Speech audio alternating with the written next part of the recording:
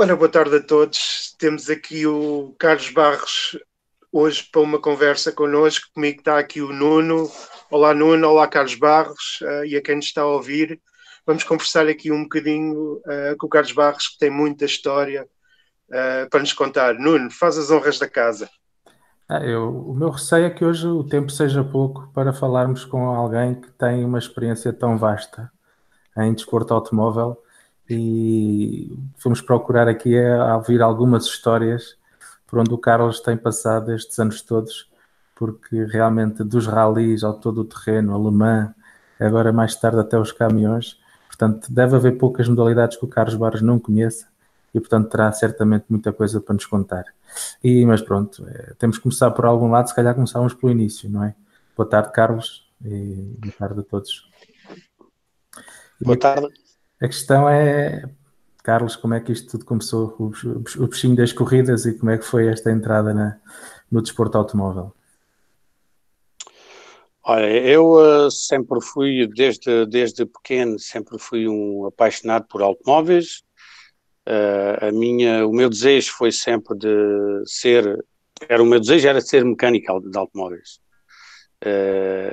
E tive a sorte, digamos, de ter alguém que nos anos 70, portanto, foi em 75, exatamente, que veio morar para o prédio onde os meus pais moravam, em Paris, um piloto que vocês devem conhecer, que era o François Chatriot, e tive a sorte dele vir para lá morar, e onde ele, portanto, já participava em algumas provas, pequenas provas, nos arredores de Paris, e, portanto, começámos a falar, e eu comecei a acompanhá-lo o fim de semana, de vez em quando, dar-lhe uma ajuda, ele sabendo que eu era, portanto, eu ainda andava a estudar na altura, mas já estava a estudar, estava a fazer uma formação de mecânico e a estudar ao mesmo tempo.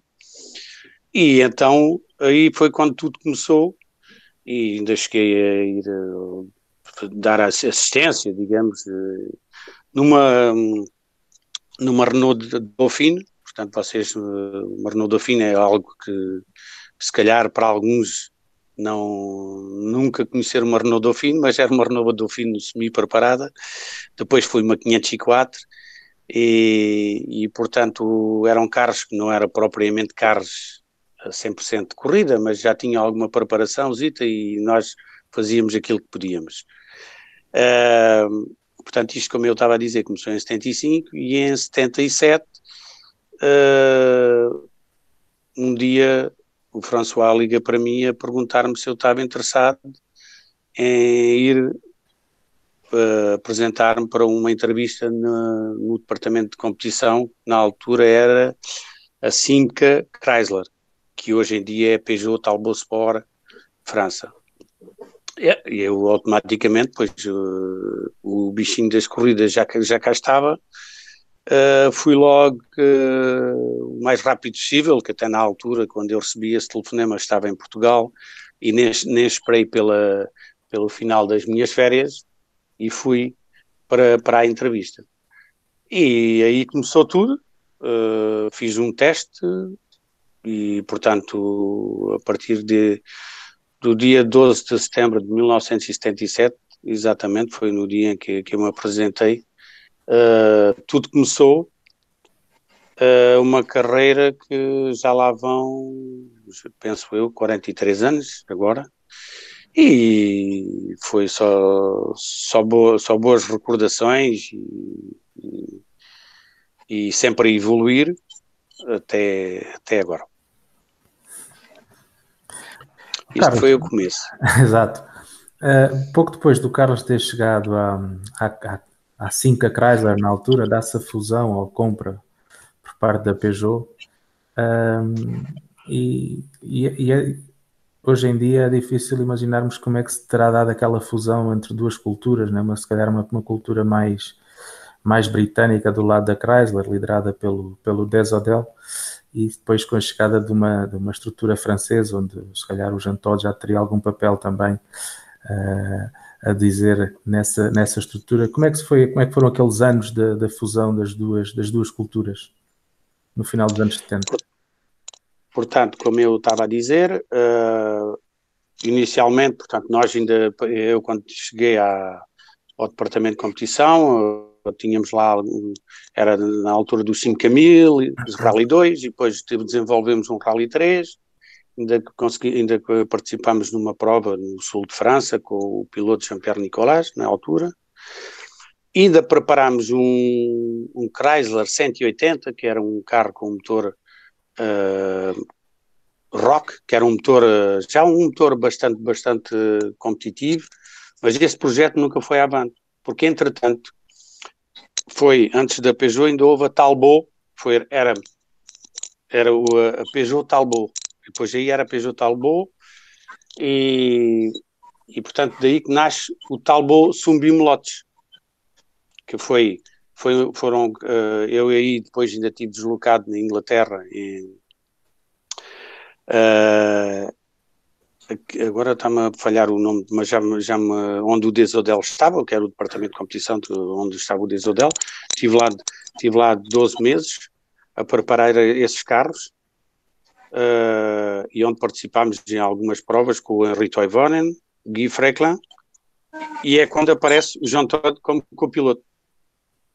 O Jean Todt aparece como copiloto em 79 e 80 e 81, onde nós viemos fazer o Rally de Portugal em 1980 com o Henri Toivonen e o Guy Frecklin, daí que estava ainda o Jean Todt, que era copiloto. Na altura, ele ainda era só copiloto. Nem sabíamos que ele um dia viria a ser o patrão do departamento de competição da Peugeot. Portanto, e depois houve aquela fusão, foi quando a Peugeot adquiriu a Talbot, aí é que foi a grande fusão da Peugeot, portanto, ter ficado com o departamento de competição.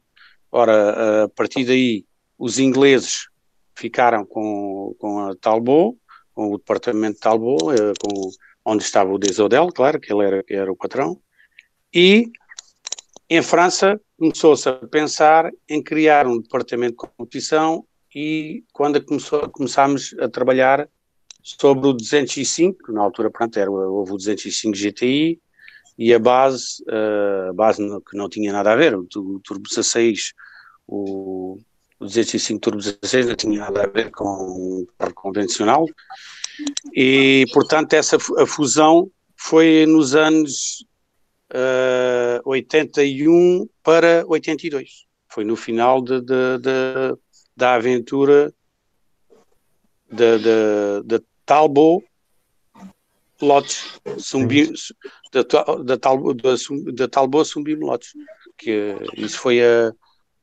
nessa altura que houve essa grande fusão para a Peugeot adquirir, e depois o Jean Todt, aí é que ele apareceu já como o diretor desportivo, patrão do departamento de competição da Peugeot, onde se fez o desenvolvimento do 205 Turbo 16. Carlos, há uma das coisas que quem nos está a ouvir de certeza tem muita curiosidade, até porque todos temos muitas saudades dele. Que memórias tem nessa altura do Henri Toivonen? O Henri Toivonen era um grande piloto, como todos nós sabemos, e não tenho qualquer dúvida que se ele não nos tivesse deixado tão cedo, teria sido campeão do mundo a qualquer momento. Estava iminente, porque ele, pronto, na Lancia as coisas já estavam a correr bem, mas mesmo se não fosse naquele ano, era no ano seguinte, porque era um piloto, como todos nós sabemos, muito rápido. E eu,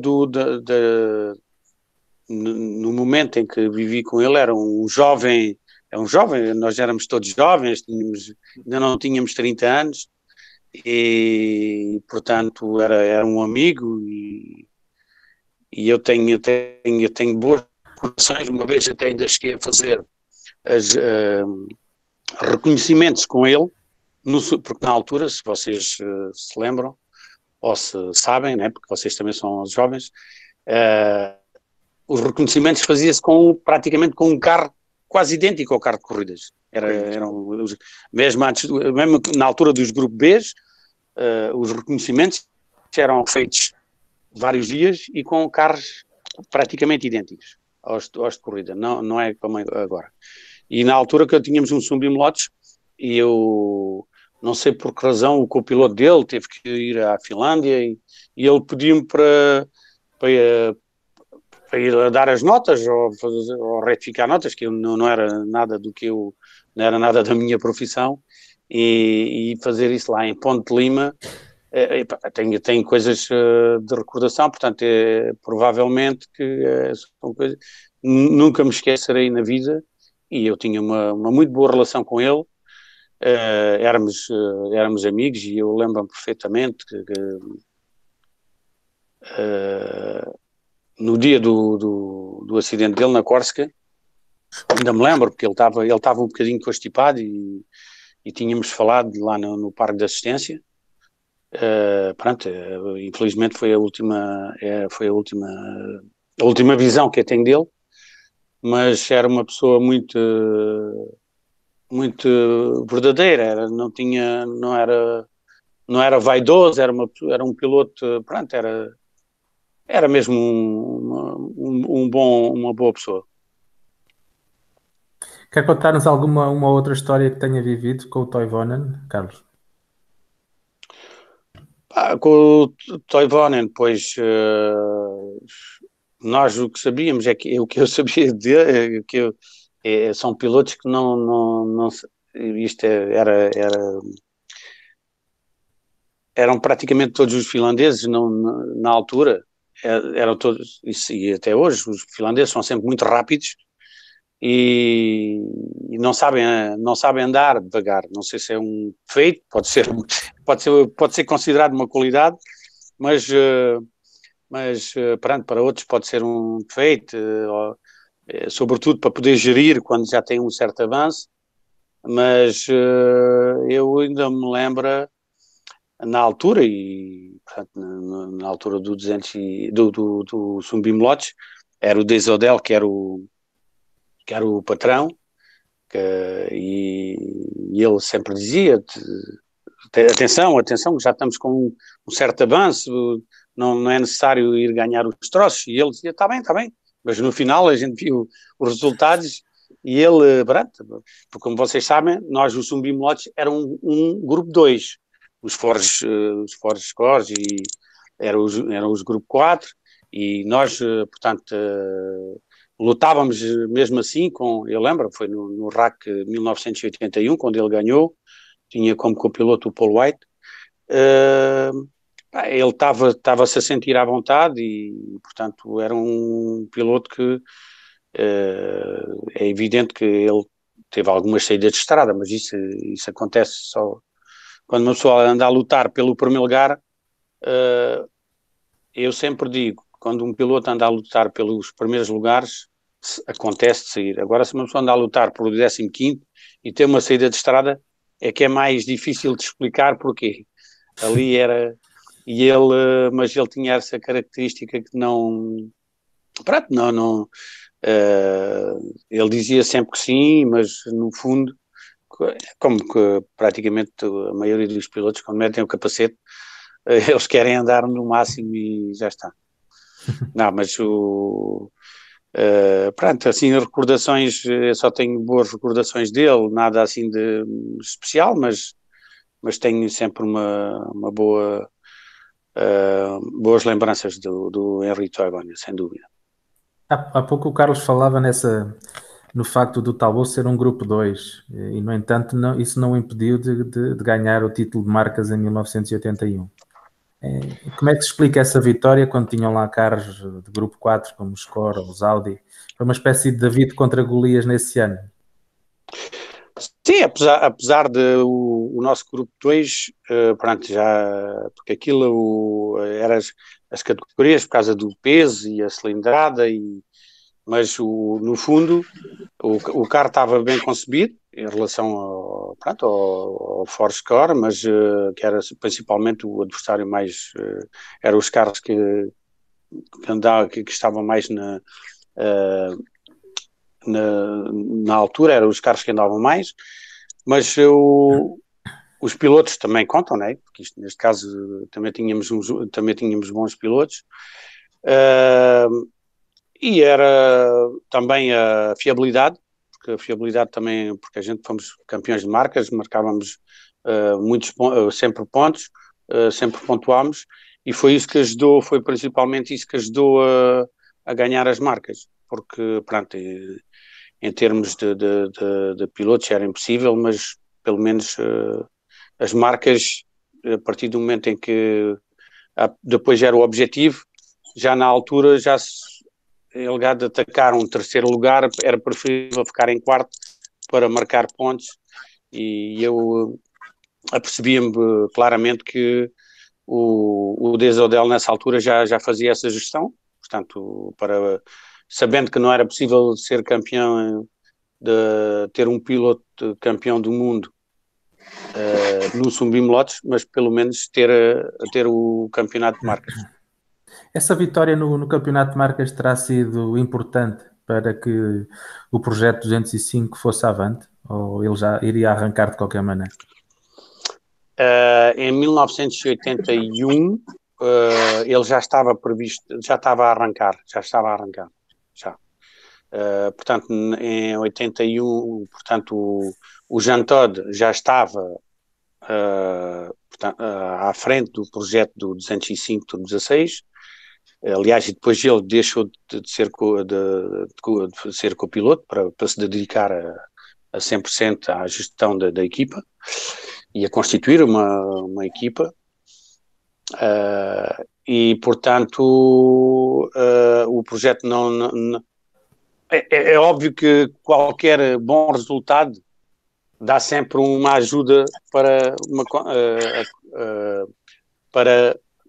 fazer outro projeto, porque aquilo depois em 1982 nós não tivemos praticamente, foi na altura em que se começou a desenvolver onde o projeto começou, do 205 Turbo 16, portanto em 1982 houve algumas participações do Subimlotes, mas também todo o projeto do Subimlotes foi feito na Inglaterra, que o Turbo 16, o 205 Turbo 16 já foi em França. Depois já foi um projeto, digamos, da marca, mas já com uma estrutura completamente diferente, onde eu tive a sorte de estar incorporada numa e depois vim para a outra. E aí foi, pronto. Entretanto, como é que foi evoluindo a sua carreira dentro da Peugeot Sport nesses anos? Pronto, eu, como disse, em 1977 comecei lá como mecânico e fui sempre mecânico. Nós os mecânicos ora estávamos, quer dizer, tínhamos uma equipa de 4, 5 mecânicos com um chefe de viatura. Eu até 1984 e participei muito na equipa de testes, na equipa de porque na altura não é como de hoje em dia há uma equipa só para testes, uma equipa só para provas, naquela altura a gente fazíamos tudo, mais alguma coisa. E então em 1900 o 205 Turbo 16, a primeira participação, ou a primeira, digamos, participação ao público foi em 1983 num circuito no circuito no sul de França, em Sarlat, se não me engano. Até tínhamos o número 13 no carro, não sei porquê, mas pronto. E foi uma participação para mostrar o carro ao público. E depois em 84 é que começámos mesmo a fazer, foi a primeira prova na volta à Córsega. Se vocês se lembram, o Toivonen teve logo um acidente, o carro ficou todo queimado. Pronto, ninguém se aleijou, felizmente. Do Vatanen, certo? O Vatanen.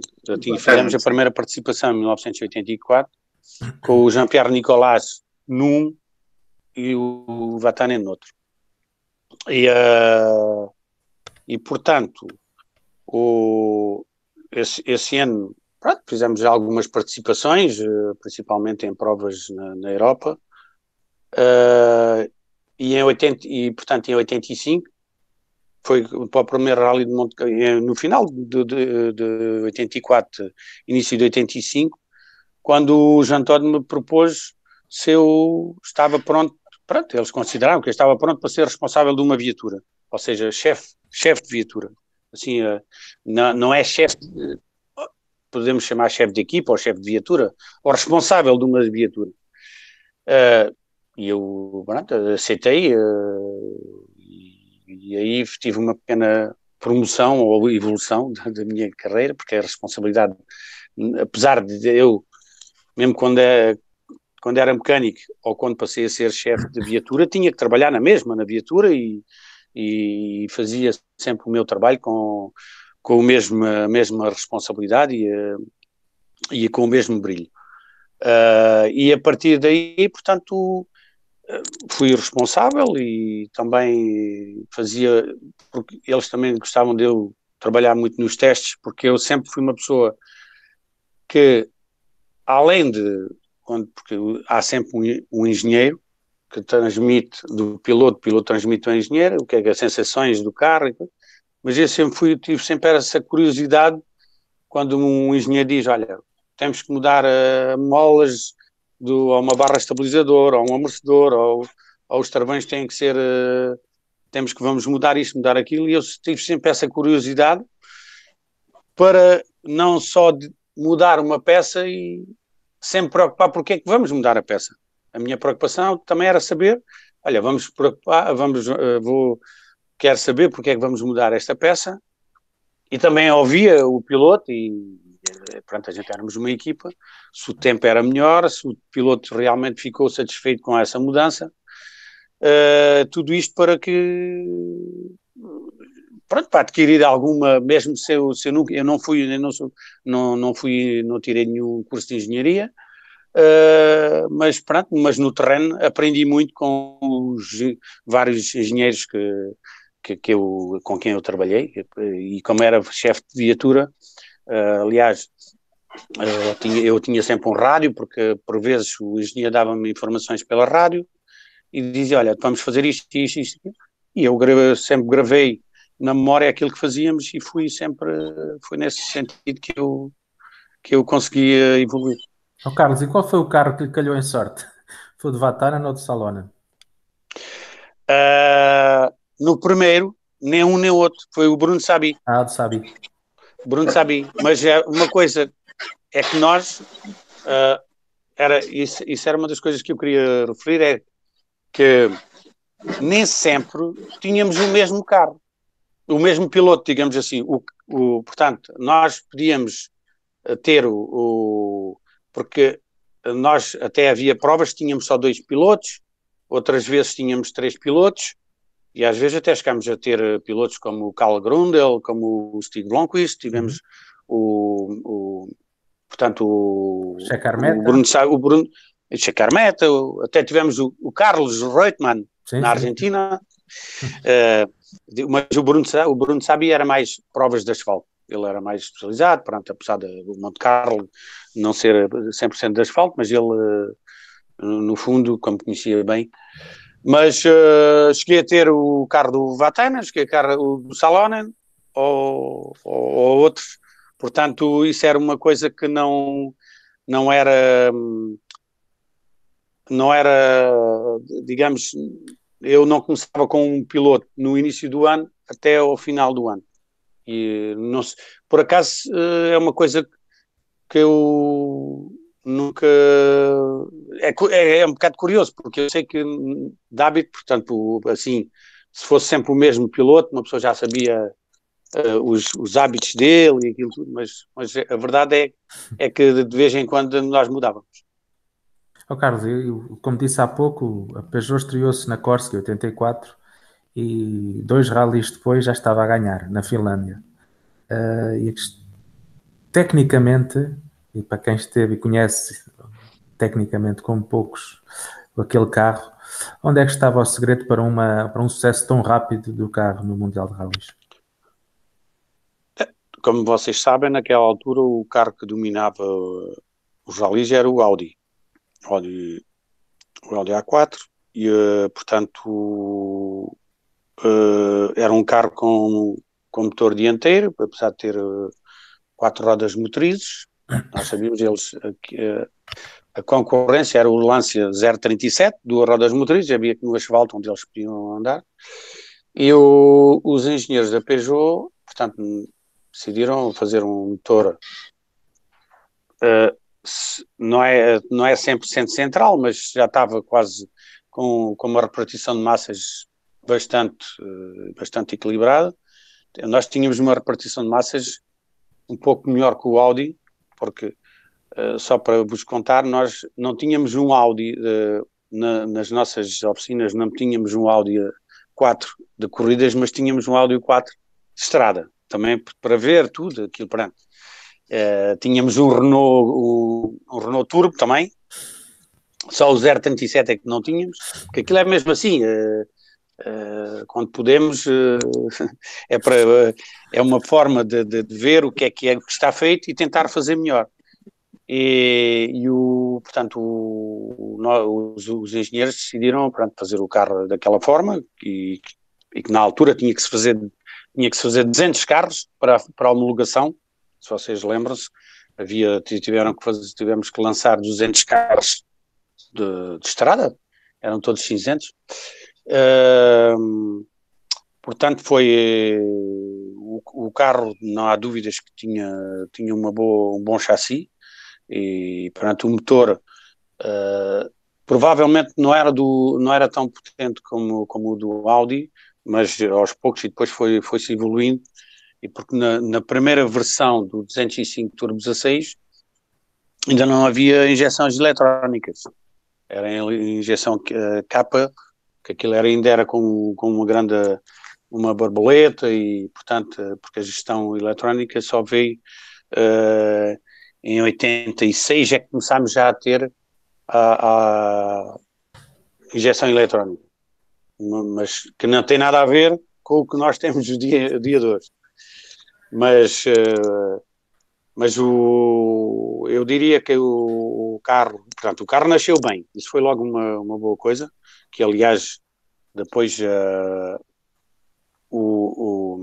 a Lancia, quando saiu o Lancia, o S4, já também fez exatamente a estrutura e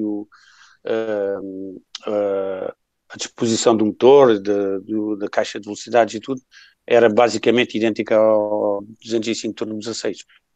Portanto, a Audi é evidente que o carro já estava feito e como ainda estava competitivo, não iam fazer novamente um carro logo assim, porque nós tínhamos chegado.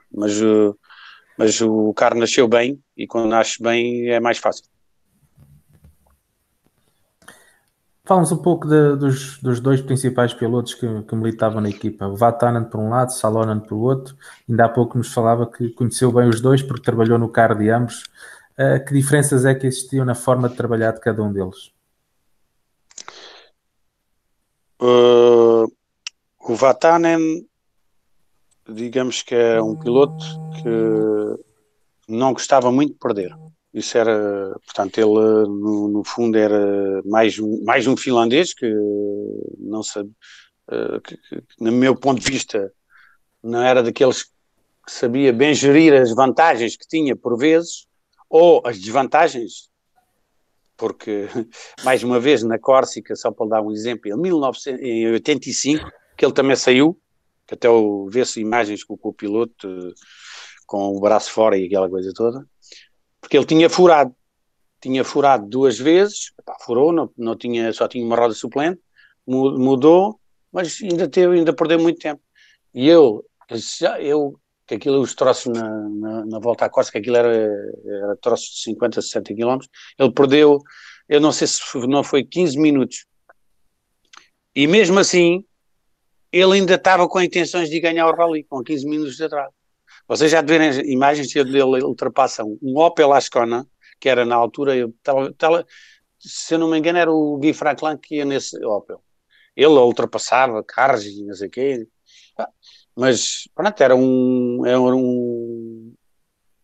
piloto, um batente que aquilo não ele só, na memória dele era só ganha, só a vitória é que lhe interessava, porque ele mesmo, pronto, e depois temos aquela situação, quando temos dois pilotos rápidos, porque nós quando o Salonen apareceu, em 85,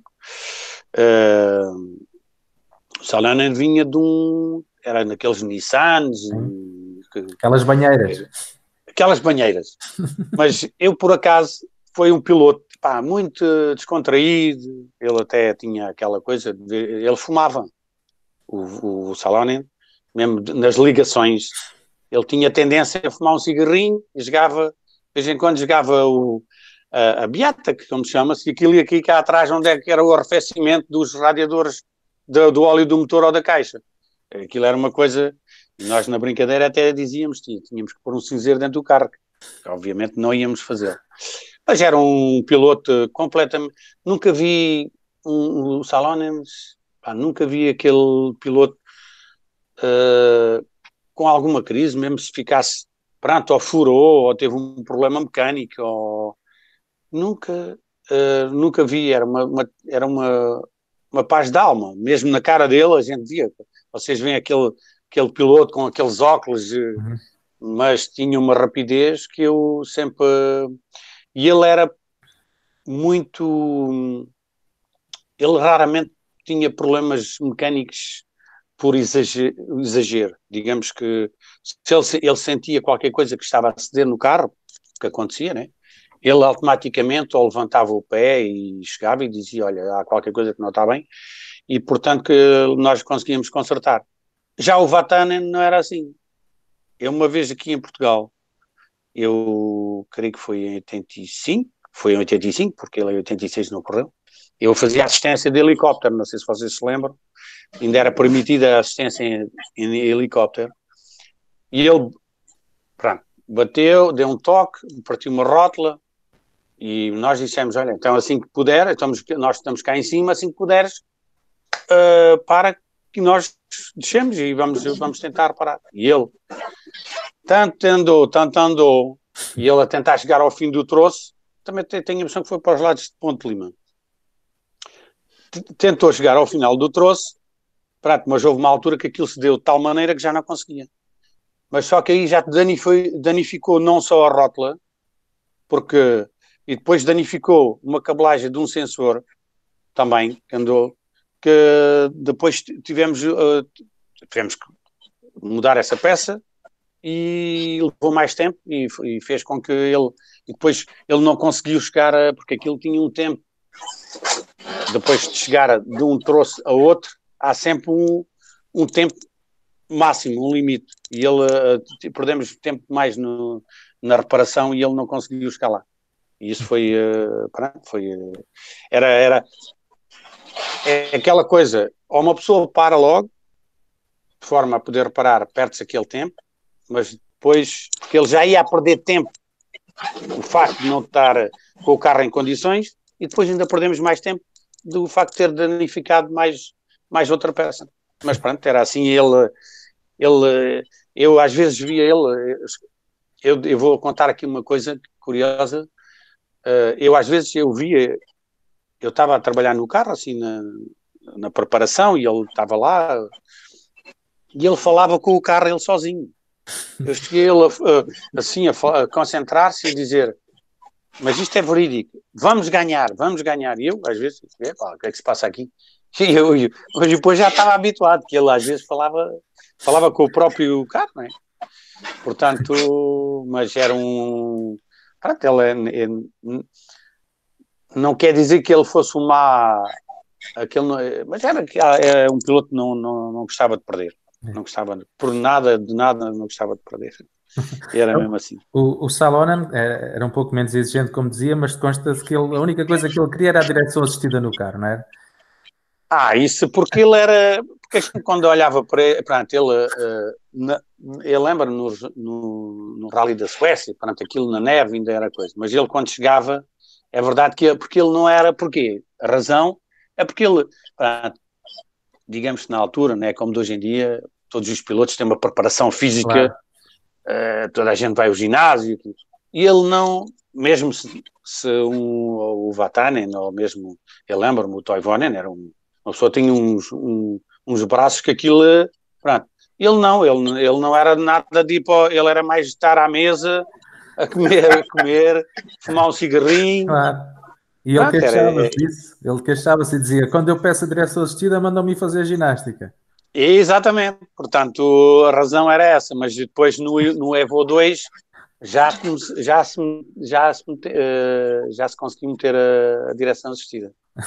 Não, mas foi uma coisa, pronto, era assim, porque aqui foi no Evo 1, o 205 Turbo C Evo 1 não tinha, e depois no Evo 2 lá metemos a direção para fazer o desejo ao nosso piloto, né? Tinha que ser. Carlos, e apesar de tudo, apesar de não ter direção assistida, o homem lá conseguiu ganhar no Rally de Portugal cá, em 85. É verdade. Que sentimento é que isso despertou em si, ganhar no seu país e subir ao pódio e subir ao capô do Peugeot com o Salonen e com a Ariane? Olha, é assim, essa vitória, pronto, para mim, o facto de termos ganho em Portugal, apesar de eu, nessa altura, vivia em França, né, mas sempre fui português e sempre com grande orgulho de ser, foi seguramente uma das vitórias mais marcantes, e ainda para mais eles chamaram por mim para me meter em cima do capô e para fechar a vitória. Não há dúvida que foi... apesar de ter sido uma vitória, tivemos ali um bocadinho de sorte. Se vocês se lembram dessa prova, onde o Walter Roll estava na frente, ele furou, pronto, mas isso acontece, em Arganil, furou em Arganil, e tivemos, foi no ano em que o Vatanen tinha descido derivado daquele problema. Mas pronto, as provas, os rallies são assim, um dia somos nós, um dia somos os outros. Ele tinha já uma boa vantagem, ele tinha quase 2 minutos de avanço, o Walter Roll, e furou, e depois nós passámos para a frente e conseguimos a vitória, ele conseguiu segurar a vitória, e foi sem dúvida para mim, pronto, tenho essa recordação para sempre também. Em que é que o acidente do Vatanen na Argentina afetou o moral da equipa nesse ano? Olha, portanto, esse acidente é um acidente que para mim também não são boas recordações, obviamente, porque eu também estava no helicóptero, fui lá buscá-lo, eu e mais o meu colega. Nós tínhamos nesse rally, lembro perfeitamente, foi no segundo troço do rally, e o Salonen tinha feito melhor tempo que o Vatanen. Isto, pronto, e depois é logo, o Vatanen deve ter pensado, bom, isto assim, porque temos que ver uma coisa, e eu, por experiência própria, o facto de já ter sido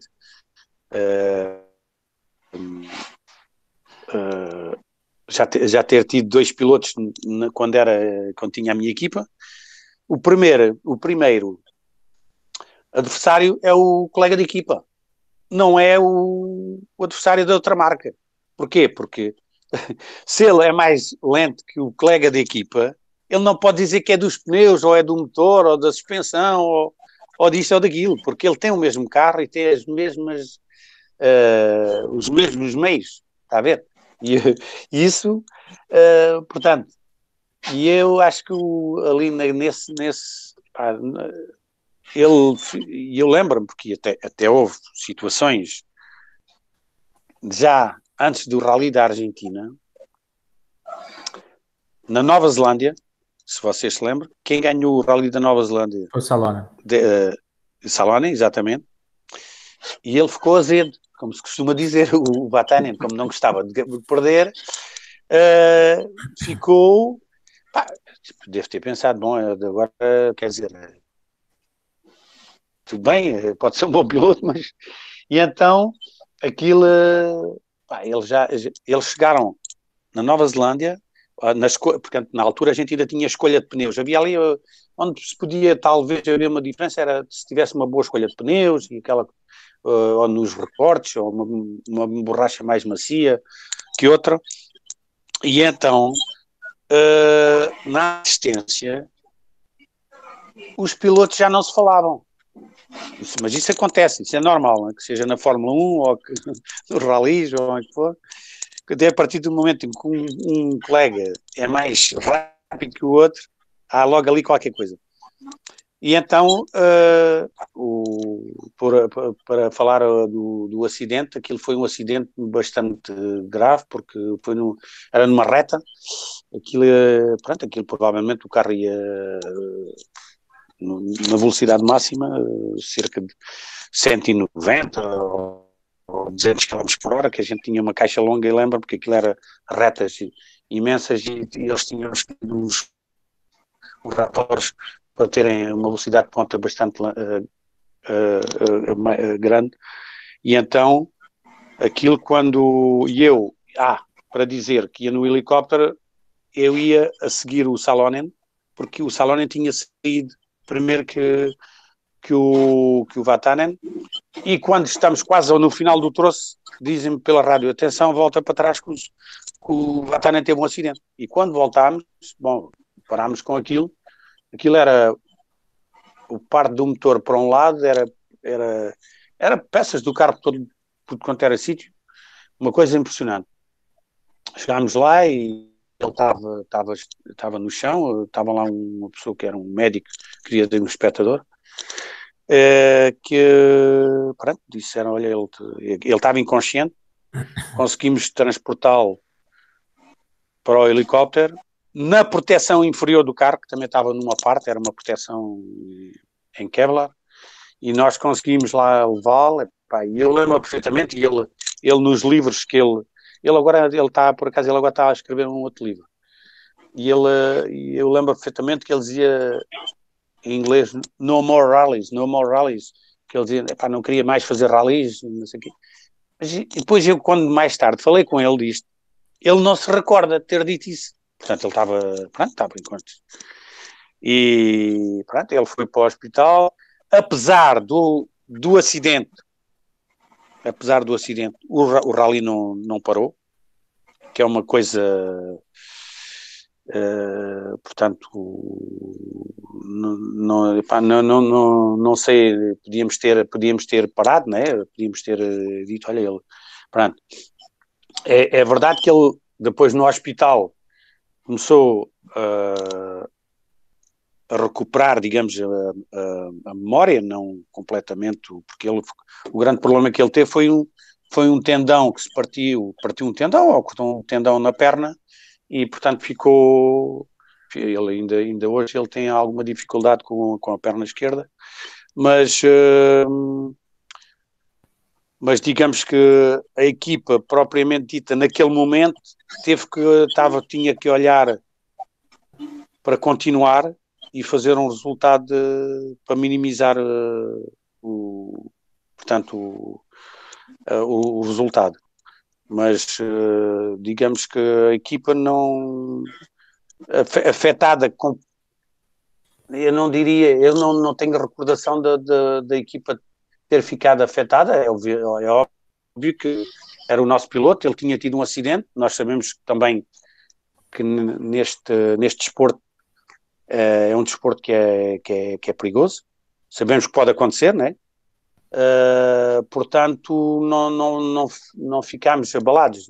Eu diria que a equipa não ficou abalada, a equipa tentou ir fazer o melhor possível, e logo a seguir fomos logo à procura, provavelmente, que o João António nessa altura já ficou logo a pensar em outros pilotos, sabendo que ele não poderia continuar a época, digamos assim.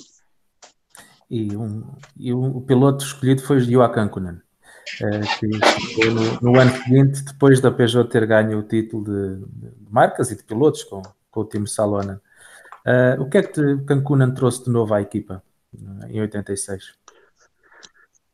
O Kunen, nós sabíamos que na Toyota que era um piloto muito rápido e, portanto, toda a gente sabia. Nós tínhamos, apesar dele ele não tinha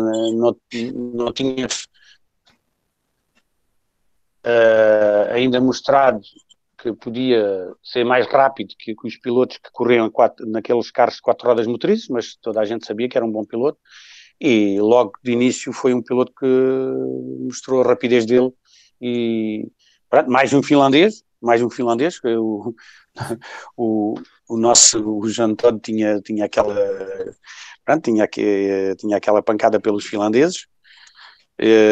Também temos que dizer que naquela altura a maior parte dos pilotos havia aquele leque de finlandeses voadores que nós chamávamos, e foi logo um piloto que se adaptou ao carro muito rapidamente, e também tinha uma boa, também era um pacato, não era, pronto, também é muito tranquilo, não havia a ligação entre o Salonen e o Kankkunen, foi sempre uma boa equipa, digamos assim. Nunca houve, não me lembro de ter havido assim atritos, ou ganhas tu ou ganho eu. E como nós conhecemos todos o Salonen era aquele, ok, pá, eu fui campeão, agora podes ser tu, ou pronto, agora, portanto, não havia aquela rivalidade de querer, como nós tivemos agora estes últimos anos entre o Ogier e o Loeb nos campeonatos do mundo de rallies. Não, naquela altura acho que as coisas não era tão intensas, digamos assim, aquele desejo de querer ganhar ano após ano, digamos assim. Mas também tínhamos por trás um bom chefe de equipa, que era o Jean-Todt, na altura. Ele também sabia lidar com a orquestra, né? Portanto, ele sempre foi um bom líder. Okay. Agora, por falar em Jean-Todt, ainda nesse ano de 86 aconteceu a tragédia no Rally de Portugal, todos sabemos, e uma curiosidade que eu tenho, porque sabemos que os pilotos depois organizaram aquele movimento para não correrem mais, e sabemos que havia chefes de equipa que estavam contra essa decisão, queriam que eles alinhassem, por exemplo, o Fiori queria que os seus pilotos se alinhassem. A questão é, qual era a posição do Jean-Todt? Ele queria que os pilotos se alinhassem, ou sempre esteve do lado dos que queriam que os pilotos parassem por ali e não avançassem para o norte? Daquilo que eu me lembro, a força vê mais dos pilotos, porque os pilotos portanto, não se sentiam em segurança, apesar de já na não sei se foi no troço, no mesmo troço onde o Joaquim Santos saiu.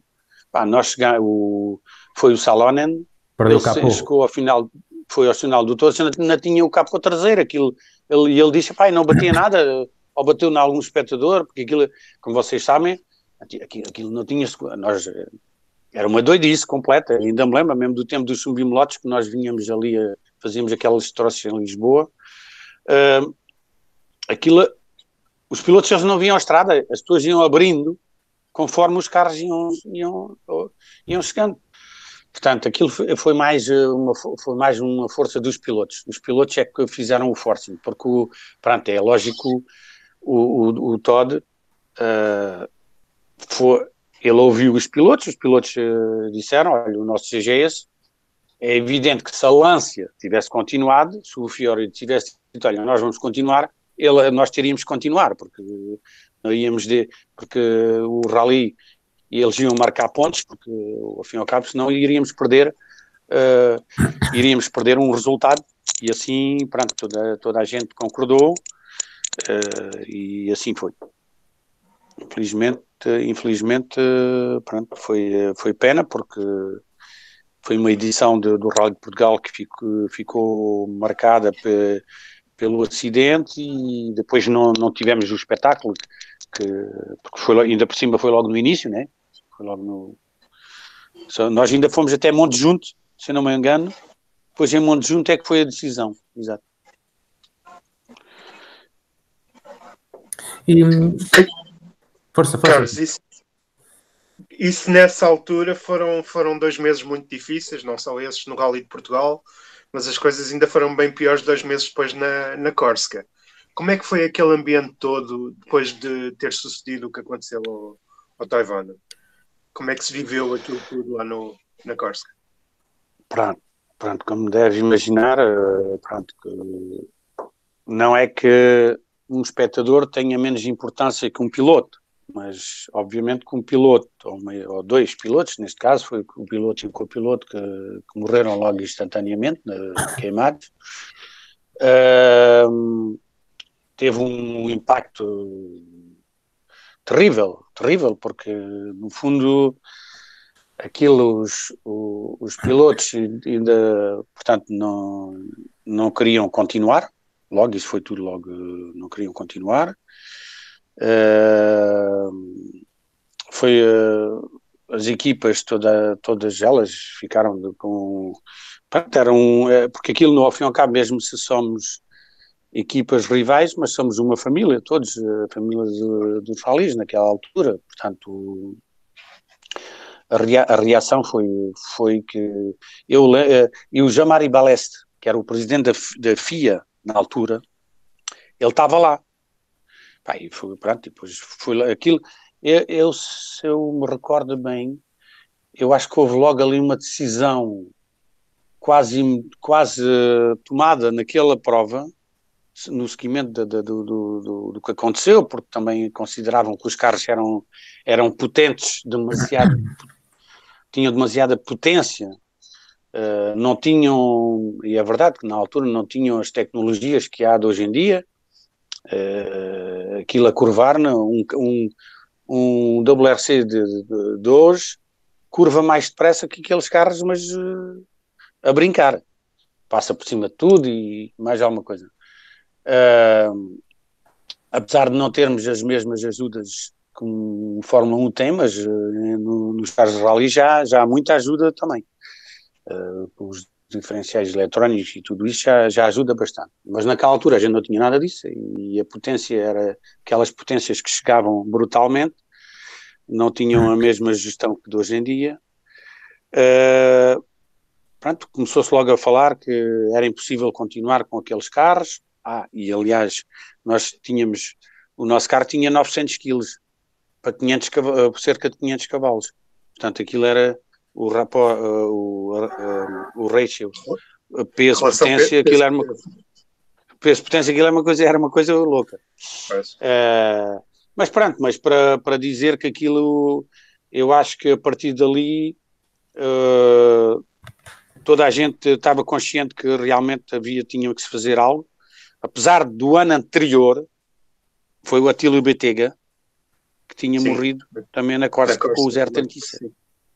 Pronto, como vocês provavelmente sabem, as causas do acidente, pronto, ele teve uma saída de estrada, isso é uma coisa que acontece, mas o carro depois pegou fogo e há quem diga, isso agora também não, que as proteções inferiores do Lancia não eram suficientemente fortes para suportar choques e não sei o quê, porque aquilo, os depósitos estavam por baixo. Eu não acredito que os engenheiros fossem meterem em perigo a vida dos seus pilotos para fazer isso, mas pronto, isto há sempre coisas que se dizem que infelizmente não, e depois não há provas, mas pronto, foi uma catástrofe de tal ordem que os grupos B morreram ali, foi ali a morte dos grupos B, sem qualquer dúvida. Como é que ficou o ambiente nos rallies a seguir no Mundial? Aquilo, as pessoas viraram a página ou notava-se diferenças? Havia, nós foi anunciado eu acho que foi logo pouco tempo depois, eu acho que foi anunciado que os grupos B iriam acabar no final, eu acho que foi isso, porque eu lembro-me que isso, assim que foi anunciado, começámos logo a trabalhar sobre os carros para o Dakar, portanto porque porque aquilo, a Córsega naquela altura foi no mês de maio, eu acho que era no mês de maio, e aquilo foi para aí em junho, julho, foi anunciado que os grupos B no fim do ano, aliás, ou foi logo a seguir. E é lógico que, pronto, nós sabíamos que tínhamos que fazer o nosso trabalho, tínhamos que continuar até ao final, tanto nós como as equipas que tinham, porque na altura já havia o FOR, havia a FOR, havia o Minimetro também, que tinham feito um carro com motor atmosférico, era um V6, se eu não me engano. Portanto, já havia toda a gente a querer fazer grupo B. Havia até a Citroën, Sim. Não sei se vocês se lembram, Sim, um BX. O BX, sim. BX, Jean-Claude Androuet, que tinha feito uma prova ou duas, mas aquilo não correu bem. Portanto, já havia... Exato, havia seis ou sete marcas já que estavam a desenvolver os carros. Mas depois, pronto, foi tudo por água abaixo, pois, como vocês sabem, aquilo em final de 86 acabou porque os carros eram... Depois era tudo em fibra, portanto eram carros demasiado potentes, havia potência a mais para o chassi que era, para as suspensões que tínhamos na altura, os pneus, mesmo os travões, aquilo ainda não utilizava-se jantes 18, portanto era tudo, havia ali, era demasiado, estávamos a ter demasiada potência e o piloto já não, por vezes já não quer dizer que o acidente do Toivonen fosse culpa do carro, porque pronto, tudo pode acontecer, como uma saída de estrada, isso mesmo de hoje em dia, com os carros que são mais seguros e com mais tecnologia, que ainda há saídas de estrada, uma pessoa fica impressionado, mas felizmente ultimamente as coisas têm corrido muito melhor. Muito melhor, até não tem havido assim. Nós até aqui, agora nestes últimos minutos, temos estado a falar de coisas um bocado tristes, mas agora vamos, isto apesar de ser uma entrevista sobre automobilismo, vamos falar agora de questões de saias. Vamos rir um bocadinho, vai-nos contar aquela história toda da desclassificação do Sanremo, que aquilo deve ter sido uma história que dava para um livro. Os italianos não gostaram das saias que os franceses levaram ao Sanremo. Não, isso foi a Sanremo de 1986. Sim. Portanto, aquilo era as saias, digamos que nós tínhamos uma proteção inferior que era completa, era uma completa, não tínhamos uma parte da frente, ou uma traseira, ou uma do meio. E aquilo tinha duas espécies de saias, não era bem duas saias, que foi considerado como dois, e o regulamento dizia que não era autorizado ter efeito aerodinâmico, digamos assim. Tinha que se ter proteções e não qualquer efeito aerodinâmico. Mas isto tudo vem um dos nossos engenheiros, disse, olha, vamos pôr aqui isto pode ser que ajude aqui qualquer coisa. Mas é que nós utilizávamos tanto na terra como no asfalto, porque eu na terra nunca acreditei que as saias e não sei quem, que isso funcione. O carro anda mais de lado que a direito, mas aquilo nunca foi provado. E os italianos da Lancia começaram a dizer, isto não é legal, fizeram um protesto. Protestaram, os nossos carros tiveram que selar as peças e E o que acontece é que os carros foram para um túnel de vento, porque eles tiveram que provar, né? Depois nós, Peugeot, dissemos sempre, não, isto não tem qualquer efeito aerodinâmico. Sem toda a certeza, lá fomos para o túnel de vento e na verdade aquilo não tinha efeito aerodinâmico. Isto é verídica. E fomos desclassificados e depois eles não conseguimos fazer o rally, como vocês sabem. Sim. Bom, isto é verídico. depois os resultados acabaram por ser anulados. A Peugeot sagrou-se campeão, o Cancunen foi campeão, o Alan, passado alguns dias de estar a gozar o seu título, viu-se sem o título, e o que é verdade é que a Peugeot consegue o seu segundo título de campeão do mundo. Mudança de página e entrou na aventura do Dakar, não é? Do ponto de vista técnico-mecânico, que desafios é que trazia a adaptação de um carro que já estava habituado a andar em todo o tipo de terrenos, digamos assim, mas agora para as dunas do Dakar? A modificação que tivemos que fazer, pronto, o motor, em lugar de ser um motor que tinha já 500 e poucos cavalos, eles reduziram para ter mais fiabilidade, né? Porque tínhamos que fazer o primeiro Dakar que nós fizemos em 87, eu, se não me engano, aquilo tinha no total tinha quase 15 mil quilómetros, ou 17 mil, ou uma coisa do género, e se calhar 8 ou 9 mil de troços. Portanto, no motor, como eu disse, diminuíram a potência, para manter a fiabilidade, e a grande modificação no chassi foi meter, o carro cresceu 32 centímetros para podermos meter um depósito que levava 190 litros, se eu não me engano.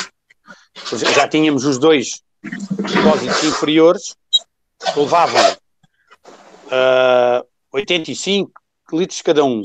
E depois tivemos que fazer então o carro com mais 32 centímetros para pôr um depósito entre o motor e os pilotos, neste caso, para levar mais cerca de 190 litros de gasolina. Porque de resto, depois a posição do motor, caixa, diferenciais, exatamente na mesma posição. A árvore longitudinal, obviamente, tinha que ser com 32 centímetros maior, né? E a suspensão reforçada com dupla suspensão atrás, e à frente não, porque o peso era mais atrás, tivemos que meter dois amortecedores de cada lado na traseira. Essas foram as principais modificações. O Dakar marca também o regresso do Vatana na equipa. Era o mesmo Vatana, aquele que tinha agora, que voltava a sentar-se dentro do Peugeot? Exatamente o mesmo. Não havia, depois dele ter passado aquele tempo todo e no hospital, e até teve um momento que pensava que tinha uma doença grave e não sei o quê. Ele, quando voltou, eu recordo-me logo nos primeiros testes, foi como se nada tivesse acontecido. Aliás, eu lembro-me perfeitamente, mesmo ele ainda estava no hospital e já estávamos a desenvolver ainda do tempo do 205 Turbo 16 em 86, era um carro para ele, a ver se ele vinha, se ele quisesse fazer um teste, um carro com uma caixa semiautomática, porque ele, na altura, com o pé esquerdo não conseguia utilizar ainda estava um pouco limitado no movimento, e então não conseguia carregar na embreagem. Mas pronto, depois lá recuperou, mas, e como eu dizia, ele quando chegou, os primeiros testes foi como se nada tivesse acontecido. É uma coisa incrível. E fomos para Marrocos fazer testes na areia, no deserto, saltos de 50 metros, 40 metros, não havia, era como se nada tivesse acontecido, uma coisa incrível. O que é certo é que ele ganhou 4 edições do Dakar e só não ganhou... Ele ganhou a 4 depois com a Citroën, sim, mas connosco só ganhou 3. Só ganhou 3 com a Peugeot, mas só não ganhou 4 porque houve, e era uma história que eu ia colocar aqui ao Carlos. O que é que se passou com o carro do Vatana em 88 que desapareceu, algures no Mali ou qualquer coisa? Isso foi a Bamako, capital do Mali. Isso é uma história, quer dizer, já é uma história, porque no fundo, até nos dias de hoje, eu quando cheguei à FIA, lá alguns que são meus colegas agora, as primeiras coisas que me perguntaram, olha, lá veio o homem do 405 de Bamako, pronto, na brincadeira, o homem que sabe onde é que está o carro, mas eu vou explicar, eu por acaso nesse ano era eu o responsável desse carro, e nós o que é que nos rallies de Paris, Dakar, nós na altura era mesmo Paris até Dakar, todas as noites quando eles chegavam, ou às vezes até era de madrugada, não interessa, fazíamos a revisão ao carro, com as peças que chegavam dentro dos caminhões, e depois, pronto, mas os pilotos quando chegavam, nós como uma equipa oficial, eles quando eram em sítios tinham tendas, mas ali nós tínhamos um hotel, de vez em quando tínhamos um hotel, acontecia. E por acaso naquela etapa o parque de assistência não era no deserto, era dentro de um campo de futebol, e ali estávamos todos nós, portanto tínhamos os dois 205 e os dois 405. Acabámos praticamente todos ao mesmo tempo a revisão dos carros. De vez em quando nós tínhamos que fazer uma coisa que era ir dar uma voltinha com alguém para ver se a bússola, porque aquilo tinha umas bússolas porque não havia GPS na altura, para a afinação das bússolas em função do cap que tinha que ser, se era sul, sudeste ou suoeste ou o que fosse. Bem, eu fiz tudo, pus lá o carro, os 4 carros, mas isto é uma coisa que as pessoas pensam que eu estou a dizer uma coisa para defender a Peugeot ou para defender-me a mim, não. Eu deixei lá o carro, mas isso fazíamos todas as noites fazíamos, aquilo ficava os carros todos ali, quando tínhamos tendas ali cerca, tendas individuais ou tendas às vezes daqueles que davam para vários, e fui para o hotel, e às 7 da manhã, eu devia ter chegado ao hotel aí às 2, 3 da manhã, às 7 da manhã ligam para o quarto, não havia telemóveis nessa altura, da recepção, o senhor Philippe Jarry, que era o coordenador, um dos coordenadores da logística, e diz-me: Carlos, onde é que meteste o carro do Vatanen? Mas isto é verídico, o que eu estou a dizer. Onde é que meteste o carro? Onde é que eu meti o carro do Vatanen? O carro do Vatanen está lá com os outros, estão lá os 4 alinhados. Não, o carro não está lá. Levantei-me, vim logo abaixo, eu digo, o carro estava aqui. Bom, o que é certo é que, pronto, aquilo foi logo uma chatice, os outros 3 carros foram embora, que era a hora de partida deles, e entretanto encontraram o carro, o helicóptero que encontrou um carro já assim um bocadinho fora da cidade. Ora, recuperaram o carro, e o Vatanen ainda foi para a prova, ele chegou lá, já não era na hora dele, mas deixaram sair na mesma. Ele saiu quase nos últimos, atrás dos caminhões e aquilo tudo. Aquilo era de Bamako até Cai, que aquilo era uma etapa muito estreita, nem era no deserto, era uma etapa onde ele foi não doido, como de hábito, né? Aquela coisa do finlandês voador. E pronto, e foi assim. Obviamente que as outras marcas meteram pressão na direção de corrida, para dizer não é possível, ele estava, mas pronto, e o Todd dizia, mas isto foi uma situação que não é da nossa responsabilidade, isto foi uma situação que não devia de acontecer, pronto. Mas a pressão foi tanta do lado das outras marcas que em São Luís do Senegal desclassificaram o carro. Portanto, ele ficou desclassificado. Nessa altura, o Cancún estava em segundo, lá ganhou a prova. Mas tudo aquilo que dizem Isso aí eu posso garantir, tudo aquilo que dizem, que nós tínhamos levado o carro para mudar o motor, ou para mudar isto, mudar aquilo, tudo mentira. E é tudo mentira. Eu vim a saber mais tarde que quem, e não sei se vocês já sabem da história, quem roubou, quem retirou o carro dali, foi para pedir um resgate. 100 mil francos, já não sei se era 100 mil dólares ou 100 mil, já não me lembro. E isto foi dito, já foi dito pelo Vatanen e já me foi dito pelo João Todt. Portanto, isto é aquilo que me disseram. O que é certo é que ninguém mudou motores, nem nada disso. Pronto, as pessoas inventam logo. Nós sabemos, eu por acaso,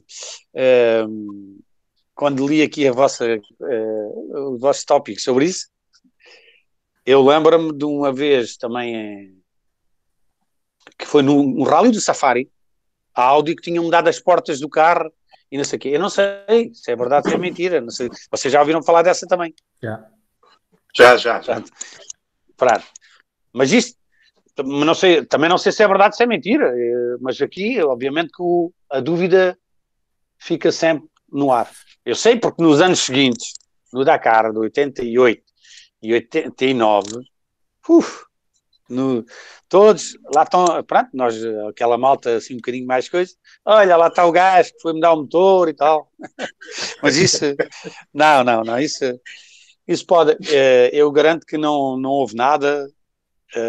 No ano anterior, só para rapidamente, nós em Nouakchott, na Mauritânia, quando o Vatanen tinha feito um semi-captance e entrou muita areia para dentro do motor, nós abrimos o motor, mas foi sempre com o mesmo bloco e aquilo tudo, foi durante a noite, foi feito. Mas isso estavam comissários da prova presentes e tudo. Nós até fizemos questão de chamar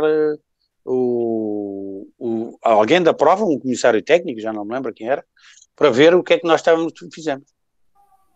Agora aqui está a história do Dakar do 405. Carlos, e depois desta aventura no Dakar, como é que foi pegar em toda esta gente que estava habituada a levar pó anos a fio e levá-los para as pistas da resistência, mais concretamente para Le Mans? Pronto, isto no último ano portanto, nós além do Dakar, como vocês sabem, fizemos também o campeonato do mundo todo o terreno, naquela altura fazia-se os faraós, fazia-se até aqui a Baja Espanhola, não havia ainda a nossa Baja 1000, que a 1000 não havia ainda, havia também o Rally da Tunísia, Marrocos e isso tudo. Pronto, mas chegou uma fase em que eu acho que qualquer marca, quando ganha 3, 4 anos seguidos, como foi o nosso caso, acho que é bom mudar da disciplina e na altura até já se falava da Fórmula 1. Era Fórmula 1, Fórmula 1, Fórmula 1. Mas pronto, falou-se depois de Sport Protótipos e a ideia, pronto, foi Sport Protótipos que foi escolhido. É evidente que em 89 já se estava a desenvolver o carro, já se tinha começado a desenvolver o carro, enquanto ainda fizemos algumas provas de todo o terreno. É evidente que, pronto, para nós mecânicos é diferente, é completamente diferente, das areias para a pista é diferente, não há dúvida. Mas foi bem aceito, porque no fundo também para nós é bom mudar também da disciplina e ter conhecimento. Eu pessoalmente foi onde aprendi muito com os carros de pista, os 905, porque aí tive a sorte de trabalhar com um engenheiro que tinha vindo da McLaren. Porque uma coisa que eu posso dizer é que o Jean Todt, a grande força dele era rodear-se das melhores pessoas, dos melhores pilotos, dos melhores engenheiros. E ele sempre quis isso. E mesmo mais tarde, quando ele foi para a Ferrari, foi exatamente isso que ele fez. E então, toda a gente aceitou bem, porque no fundo foi um novo desafio. Apesar de eu posso dizer que a minha disciplina preferida são os rallies. Para mim, eu acho que os rallies para mim é uma coisa fora de série. Mas pronto, foi aqui, como eu estava a dizer, aprendi muito, porque eu tive a oportunidade de trabalhar com engenheiros de muito grande qualidade, e eu, como chefe de carro, portanto estava sempre em contacto com ele e à escuta, e também da sensação dos pilotos e tudo, e foi isso que me deu uma grande escola, e pronto, e foi muito bom para mim. As duas vitórias em Le Mans são importantes, mas acredito para o Carlos a segunda vitória, portanto a de 92 terá sido aquela que cujo carro era coordenado pelo Carlos, do Dalmas, do Goodson e do Blundell. Foi uma vitória com um gostinho especial também. Em 92, sim, sem dúvida, porque pronto, só para dizer, em 91 nós fizemos, quando nos lançámos no Sport, porque como sabem, fizemos os Sport Protótipos, tivemos um piloto, aí foi uma escolha que eu não entendi bem o porquê. Como vocês se lembram, tivemos o que é Rosberg como piloto no primeiro ano, com o Yannick Dalmas, que foi o primeiro ano quando corremos, e onde andava lá os Mercedes com o Schumacher, Frenzen, Wedlingers e isso tudo.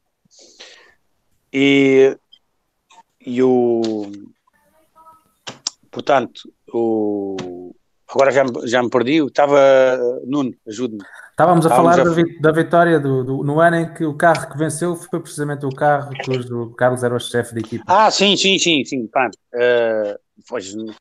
Pois eu só quis relembrar um bocadinho o ano anterior, onde tínhamos ainda pouca experiência, e um carro fez 5 horas e o outro fez 7 horas, e metemos tudo de lado e fomos para casa. Mas no ano seguinte, para chegar àquela vitória, que para mim, pronto, como sabem, também, portanto, não é tudo uma equipa, mas como eu era responsável do carro, obviamente que é sempre um orgulho de ter feito, de ter sido portanto, o responsável do carro, mas isto para dizer que aquela vitória teve uma preparação de muitas simulações de 24 horas. Não sei se para as pessoas que não sabem como é que, não é só chegar ali e vamos fazer as 24 horas. Nós fizemos naquele ano, no ano portanto, antes de 92, quando ganhámos a primeira vez, fizemos 4 simulações de 48 horas no circuito de Castellet. Rodávamos, sabia uma peça que cedia, substituíamos a peça ia para a análise, essa que cedia, e até termos a certeza que tudo teria que aguentar, não eram 24 horas, tinha que aguentar 48 horas. Foi o grande, porque nós no ano precedente foi a primeira experiência, e no ano seguinte ganhámos. Não é fácil chegar e ganhar logo assim também, logo no segundo ano não é assim tão fácil. Mas pronto, foi mais um marco na minha carreira, sem dúvida. Carlos, há pouco falava que um dos segredos, ou o principal segredo do sucesso do Jean Todt é que ele sabia e queria fazer questão de se rodear das pessoas certas. Conte-nos uma outra história vivida com o Jean Todt no meio destes anos todos e atravessando estas modalidades tão distintas. O Jean Todt, para mim, pronto, é uma pessoa que não é uma pessoa fácil abordar assim logo à primeira vista, uma pessoa, eu não sei, ainda eu que o conheço um pouco, ainda me pergunto por vezes porque é que ele é assim, mas é uma pessoa que parece fria, mas quando a gente o conhece, é uma pessoa que é boa pessoa, é uma pessoa que eu acho que ele é amigo do amigo, é isso. Pronto, obviamente que ele tem, com a posição que ele tem, não pode andar a bater a bater nas costas das pessoas. Pronto. A pessoa tem que saber também de ter uma certa distância com as posições das pessoas, isto é mesmo assim. Mas eu com ele, tive sempre uma boa relação, sempre que eu lembro perfeitamente, uma coisa que era importante, ele vinha sempre dizer bom dia a toda a gente, todas as manhãs, sabia o nome de todas mesmo da pessoa que era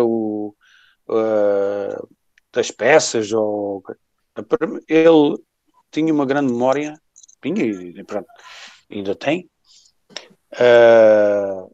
mas na altura lembro perfeitamente que ele chegava e chamava sempre pelo nome da pessoa, não era um bom dia ou assim de longe ou coisa, vinha cumprimentar, sempre com grande respeito pelo trabalho de cada um, e portanto não, mesmo durante o Dakar, e uma coisa que ele tinha, ele gostava muito de jogar um jogo que é o backgammon, não sei se vocês conhecem esse jogo, e ele de memória, ele fazia, ele de matemática foi muito bom em matemática no tempo dos estudos dele. E nós apostávamos muito com ele. A gente tínhamos uma maquinazinha de calcular para fazer contas, subtrair ou multiplicar ou dividir, com 4, 5 números, a dividir por 4 ou 5, e ele fazia mais rápido que nós com a máquina. Isso era uma coisa que a gente, por vezes estávamos a jantar e a fazer, e então ele realmente era uma pessoa, e continua a ser uma pessoa muito, muito inteligente, portanto, e como eu dizia, todos os jogos assim mais de cálculos e de matemáticas, nem valia a pena meter-nos com ele, que era sempre ele que ganhava. Mas assim, memórias, pois, tínhamos memórias, pois já sempre uma pessoa presente, ele nos Dakar campava connosco, comíamos o que havia para comer, bebíamos o que havia para beber, e não havia diferenças.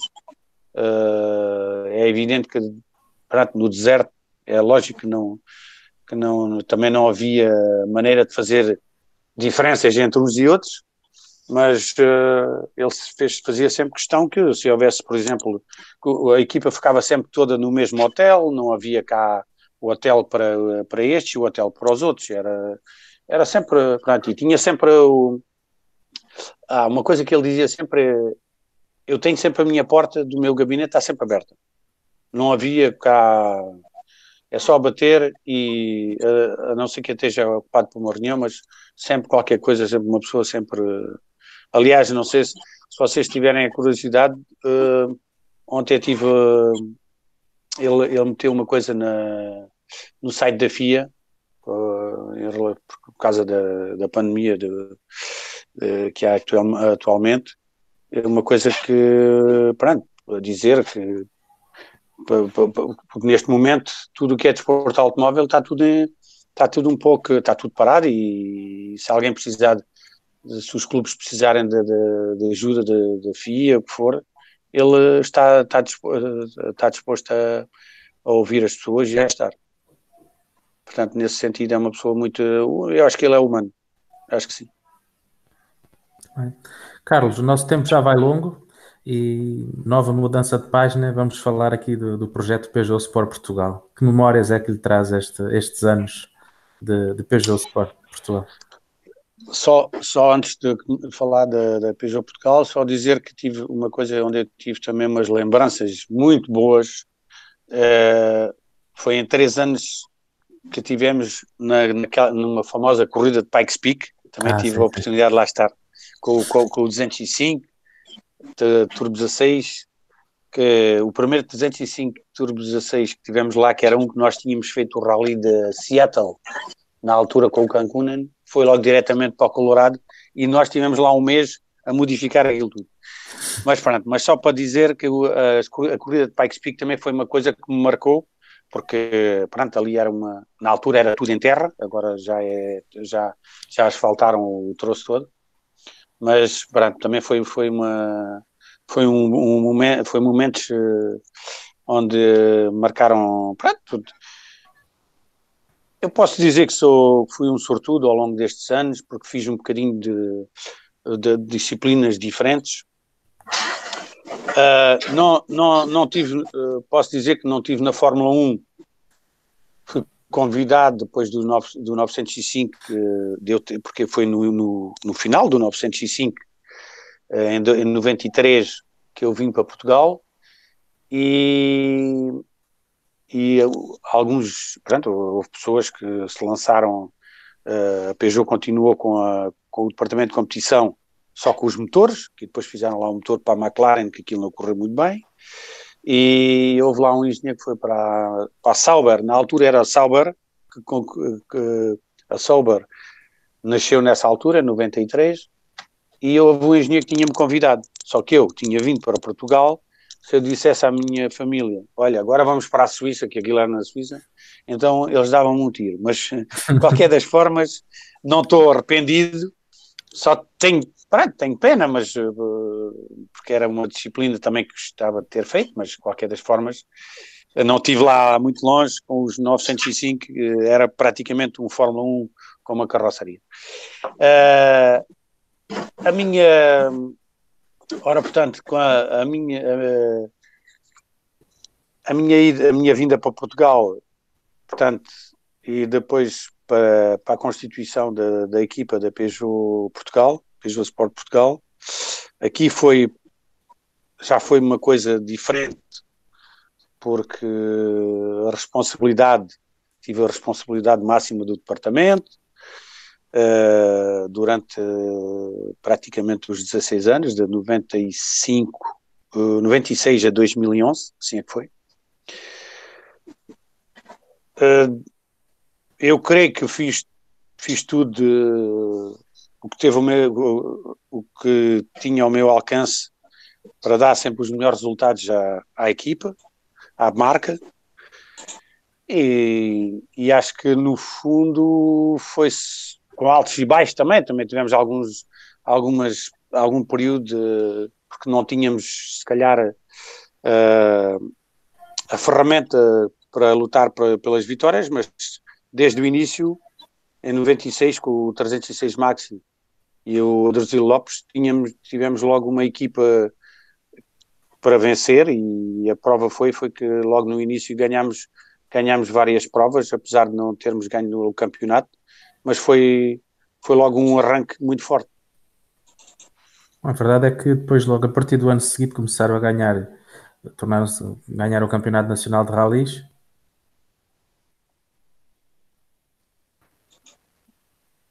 O Carlos saiu. Vamos esperar um pouco, que ele vai voltar. Sim, de vez em quando a net cai. Temos aqui histórias bem giras, há aqui pormenorzinhos deliciosos. Só assim, nestas conversas é que é possível ficar a saber que pronto, é assim, a gente olha, por exemplo, para o Jantote e pensa, ok, pronto, agora percebi um bocadinho melhor, sente-se super inteligente, é natural que se tenha um percurso como ele teve. Aquela questão do carro, eu imagino o Carlos quando acordou e quando recebe o telefonema a perguntar-lhe o que é que fizeste ao carro ou qualquer coisa assim do estilo. É engraçado. São histórias destas que valem a pena ouvir. A esta distância é sempre mais fácil, nós já sabemos isso. De qualquer forma, há aqui uma coisa que era giro nós falarmos. Tu lembras de certeza também daquela questão, tocar já aqui está outra vez. Está aqui, houve um corte, desculpem lá. Não há problema, estamos de volta. Carlos, estávamos a falar então que a partir de 97 começaram a ganhar títulos absolutos e ganharam em Portugal tudo o que havia para ganhar, com a Adrosil, com Miguel Campos, com o Bruno Magalhães. Queríamos que nos falasse um bocadinho, mais pilotos passaram na equipa, mas destes três, porque foram talvez aqueles que mais se destacaram nesses anos da Peugeot Sport Portugal. Fala um bocadinho de cada um deles, do seu estilo e da forma de estar nas corridas e de condução. Do Adrosilo, do Bruno Magalhães e do Miguel Campos. Três pilotos com características um bocadinho diferentes uns dos outros. Eu digo, começando pelo Adrosilo, penso que é um piloto, um dos pilotos mais rápidos que nós tivemos cá em Portugal. Eu diria que eu comparo um bocadinho o Adrosilo a um finlandês, porque ele, enquanto esteve connosco, ele andava, mesmo se o carro estivesse desafinado, ou até se calhar com 3 rodas, ele era capaz ainda de andar muito depressa. Eu acredito que o Adrosilo, porque ele quando veio para a equipa, ele já tinha 33 anos ou 30 e... Não é que seja uma idade avançada, mas de hoje em dia, como nós sabemos, cada vez mais os pilotos começam mais cedo. Com 20 anos, estamos a ver agora o Rovanperä, com 19 anos, já está numa equipa oficial do WRC, é uma coisa incrível. É que na Fórmula 1 é a mesma coisa. Mas o Adrosilo, acredito que se ele tivesse começado mais cedo numa equipa oficial, ele teria ido muito longe. Porque a minha ideia foi sempre de ajudar um piloto e de forma a ele gostar-se, e eu não foi o que falhou, mas foi o que me faltou, foi poder dizer assim, olha, agora vem uma equipa, vem buscar o meu piloto. Eu gostaria imenso que isso tivesse acontecido. Infelizmente não foi o caso, mesmo apesar de nós termos feito algumas participações no Campeonato do Mundo. Na altura até o Adrosilo chegou a correr com o Panizzi, com o Delacour, no Rally de Monte Carlo, integrado na equipa oficial. Fizemos algumas participações e eu com o 306 Maxi, e ele demonstrou que podia ter sido um piloto mundial, na minha opinião. Isto é a minha opinião. Obviamente que, como eu sempre digo, um piloto não pode... nós aqui, apesar de tínhamos uma equipa já oficial, mas não tínhamos meios para pôr um piloto a andar semana sim, semana não, mesmo se fossem testes, porque um piloto não pode estar parado 3 meses, depois fazer uma prova, e depois estar parado mais um mês, fazer outra prova. É o que acontece a maior parte do tempo com os pilotos nacionais, porque nós não temos meios para os pôr a correr em vários campeonatos ao mesmo tempo, ou de forma a que tenham um ritmo, estejam sempre dentro do ritmo. Mas o Adrosilo foi um piloto que me surpreendeu pela positiva logo desde o primeiro momento.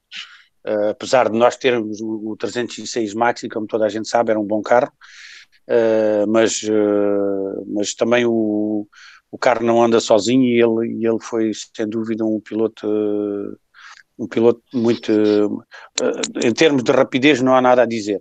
E ele não era necessário fazer grandes afinações. Andava e já está. Em relação ao Miguel Campos, pois o Miguel Campos é um piloto mais calculista, é um piloto, não posso dizer que ele não é tão rápido como eram dois pilotos rápidos, aliás, vocês puderam, viram que quando eles estiveram os dois na equipa, todos os dois andavam ali ao mesmo nível, portanto, não era por aí. Mas o Miguel era mais... tinha que o carro estar um bocadinho mais a jeito dele, e pronto, era um bocadinho mais sensível com as afinações. Portanto, quando assim é, um piloto, se não tem o carro completamente à vontade dele, já não consegue andar tão depressa. Que era o caso do Odrzil, que esteja a pressão do pneu com 1,7 e o outro que esteja a 1,3, ele não andava na mesma. E andava rápido na mesma. Que o Miguel já tinha essa sensibilidade, e aí às vezes penalizava-o porque ele pensava logo que havia qualquer coisa, e então já não estava à vontade com o carro. Mas o que é certo é que ele, quando tinha um carro onde o punha em confiança, era rápido e ganhava as provas. Pronto, era principalmente isso. Tivemos com o Miguel, tivemos o 206 da WRC, depois corremos com o 206 Super 1600, que aí tivemos menos bem. Foi numa fase onde o carro não nasceu bem, mas tentámos sempre ir melhorando, fomos sempre melhorando o carro até no final já fomos campeões de marcas. Já não conseguimos minimizar as coisas menos boas, digamos assim. Em relação ao Bruno. O Bruno foi um piloto que chegou, isto foi uma sequência, não é? Nós tivemos o Odrzil, depois veio o Miguel correr com o Odrzil, depois ficou o Miguel. Também tive algumas histórias que toda a gente sabe, entre quando temos dois pilotos, já sabe como é que é, estas histórias de um que diz que o outro motor é melhor, que o chassi é melhor, não sei o quê, enfim. Aquelas histórias que a gente já sabe. Depois estava o Miguel, veio o Bruno, também tivemos situações do mesmo género, portanto, e depois ficou só o Bruno. Mas em relação ao Bruno, é um piloto que chegou mais jovem, que aliás, ele veio para a equipa depois de ter ganho o troféu 206, como vocês se lembram, que a Peugeot lançou o troféu 206 em 2003, exatamente, onde ainda tivemos um grande sucesso com esse troféu, e o Bruno tinha ganho e veio então para a equipa, e na altura que tínhamos o 206 Super 1600, que eram 2 rodas motrizes, rapidamente mostrou que estava ao mesmo nível do piloto, digamos, oficial na altura, que era o Miguel, e por decisão nossa tínhamos, enfim, a decisão foi que na altura as coisas não estavam tão boas, não estavam a correr menos bem, e só podíamos ficar com um piloto, e foi daí que tivemos que optar por ficar com o Bruno. Não foi por uma questão do Miguel ser mais lento, foi por uma questão de que achámos que o Bruno era mais jovem, e portanto foi a decisão da administração também. Na altura foi uma decisão ponderada, e o Bruno não nos desiludiu. A prova foi que quando tivemos sempre que tivemos o carro competitivo, ele ganhou, e ganhamos vários campeonatos, e portanto não há nada a dizer. É um piloto também que, em termos de afinação, eu diria que era o mais sensível, é um bom piloto para afinar um carro. Isso é bom para um lado, menos bom para o outro, porque quanto mais sensibilidade temos, quando o carro tem um problema durante a prova, o piloto sente logo e é capaz de levantar um bocadinho o pé com receio que na curva seguinte já a aderência não é a mesma. Portanto, isso é uma coisa que não vai a favor dos bons pilotos afinadores, que são sensíveis à afinação de um carro, mas não tenho dúvidas que o Bruno, quando tem um carro ao estilo dele, é um piloto muito rápido e pode, aqui em termos nacionais, eu não tenho qualquer problema de dizer que ele pode competir com qualquer piloto. E lá fora, pronto, nós sabemos que é sempre aquela pequena dificuldade que nós temos por causa da escola que os nossos pilotos têm, que é os reconhecimentos são demasiado... há demasiado de reconhecimentos aqui, do conhecimento do terreno, que quando vais lá para fora, quando não se conhece bem o terreno, já não se consegue andar ao mesmo nível dos pilotos de lá fora, porque eles vêm com uma escola de reconhecimentos completamente diferente da nossa. E isso é uma coisa que eu gostava de dizer a todos os pilotos. Pronto, que não é fácil. Nós sabemos que aqui os troços são sempre os mesmos e ao fim de 2 ou 3 anos, portanto, eles já estão tão à vontade que já não vão pela nota, às vezes já sabem que a curva é daquela forma e isso penaliza quando vamos para uma prova lá fora que não conhecemos e estamos em desvantagem em relação aos pilotos estrangeiros. Carlos, foram vários títulos nacionais, foi um vice-campeonato europeu, foram algumas alegrias também no IRC. Em termos internacionais, algum amargo de boca, o que é que ficou por conquistar? Como eu disse há pouco, eu gostava de ter colocado um destes 3 pilotos lá fora ou que uma equipa tivesse olhado para eles e tivesse vindo buscar. Para mim era como se fosse uma vitória, um desejo de dizer assim, olha, está um piloto português numa equipa de fábrica.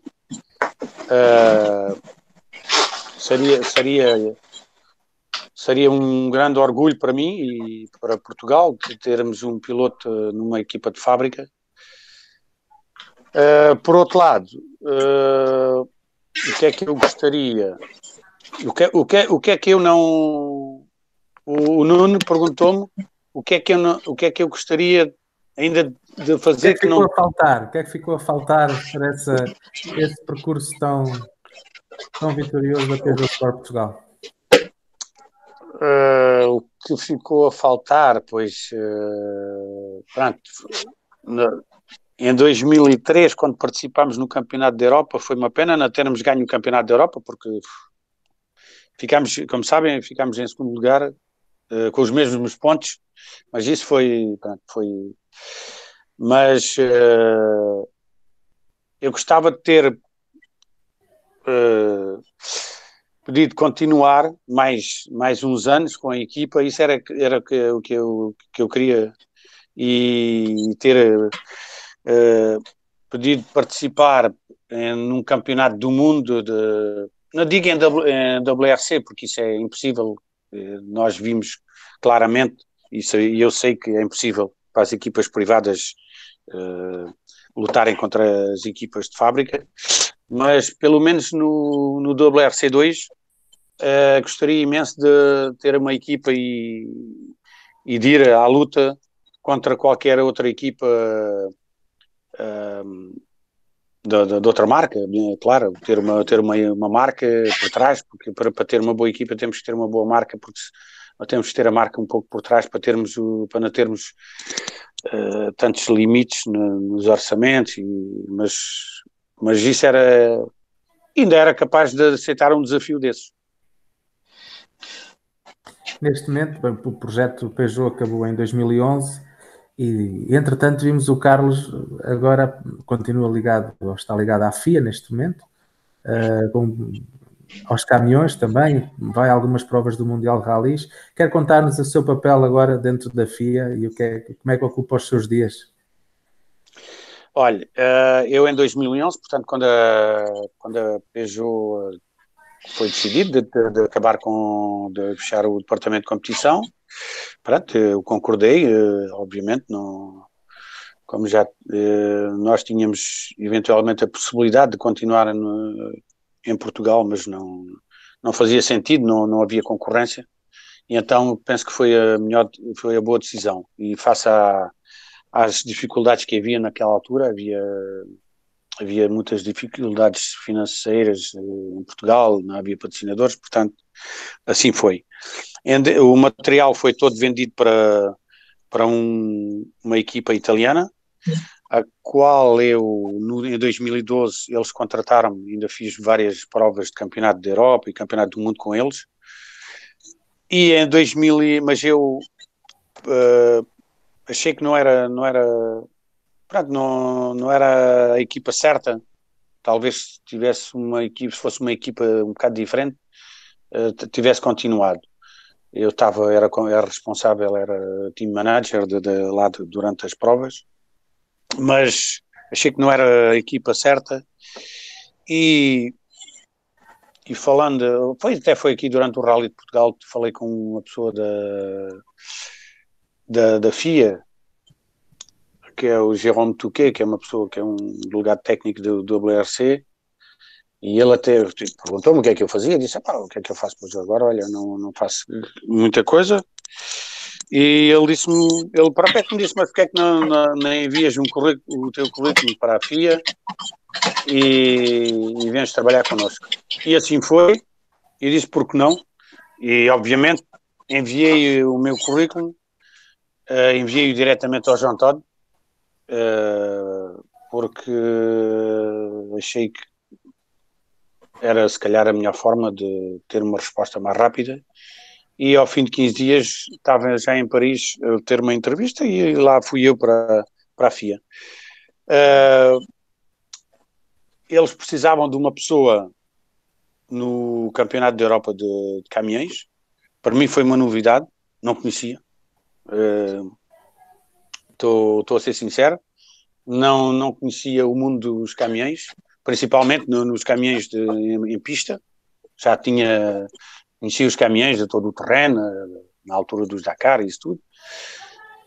Foi uma surpresa agradável, porque fiquei impressionado com a multidão que os caminhões levam aos circuitos, uma coisa impressionante. Eu comecei como assistente delegado, estava lá um inglês, depois passei a delegado técnico, e em paralelo comecei também a assistente delegado no WTCC, no Carros Turismo, fiz sempre em paralelo, e agora